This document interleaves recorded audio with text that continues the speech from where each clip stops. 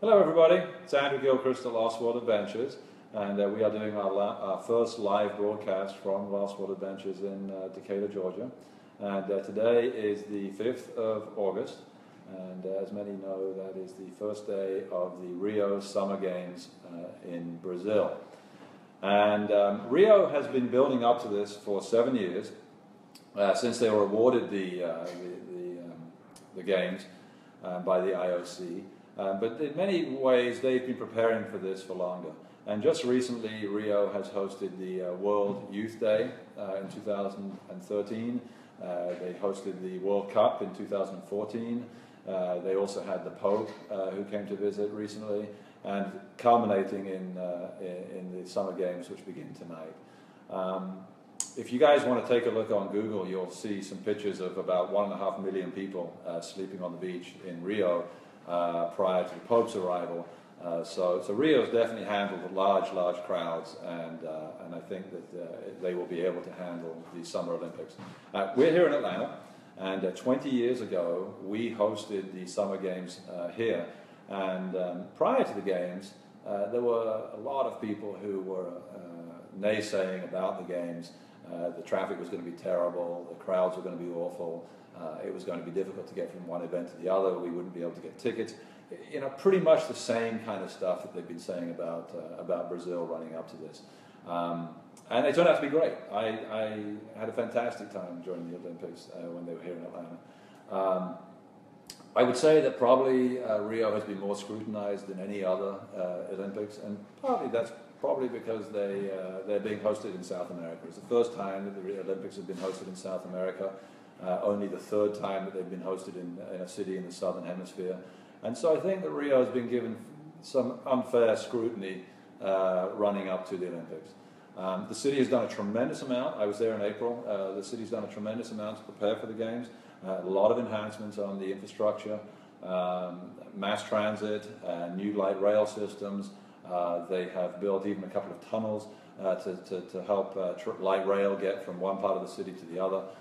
They've doubled the number of hotel rooms, and so I think that the city has done what it can to prepare for an event of this magnitude.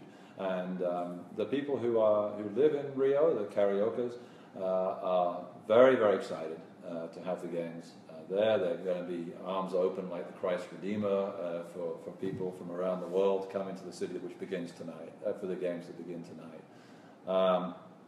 I think that people in Rio are very excited about the legacy that the Olympics are going to leave them as well.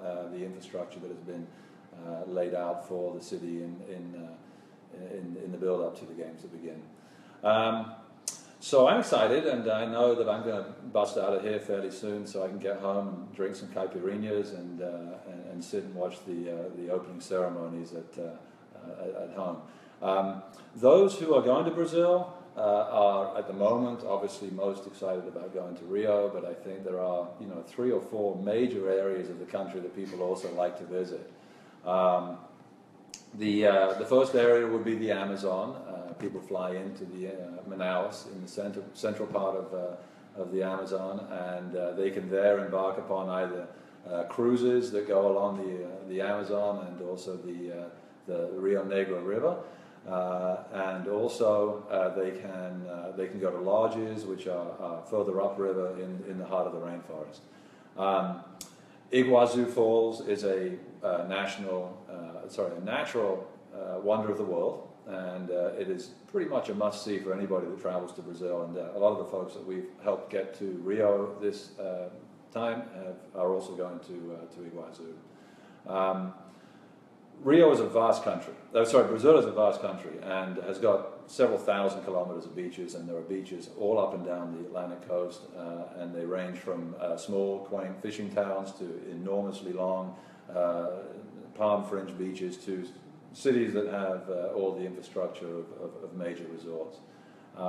But the part of Brazil that I really like the best, and this is the part that I went to when I was in Brazil in April, is in the west of the country, out in the Pantanal.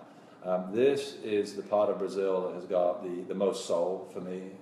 It's got a great deal of wildlife, and that's one of the reasons why people do go out there. But it's also a very untouched society.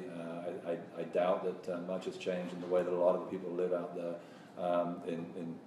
in the last 5 or 6 decades. The wildlife is fantastic. Seeing wildlife out there is pretty much a given. There's actually really good chances of seeing jaguars in the Pantanal as well.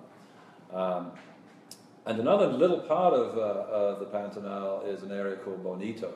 And Bonito is a network of freshwater springs, and you can these rivers fed by freshwater springs, and you can then immerse yourself in those rivers. You can snorkel, you can scuba dive, and you can see fish in abundant numbers in water that's incredibly clear. And they manage it very well. As popular as a destination is, they have groups of 10 people at a time that go down these rivers, and so when you do it, you really actually feel like you're in a very small, exclusive experience.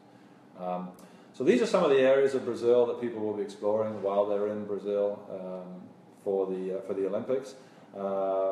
And I certainly am looking forward to the opening ceremonies tonight. And this concludes my live broadcast about the Olympics. If we have any questions, I'll be happy to answer those now. Did we get any questions?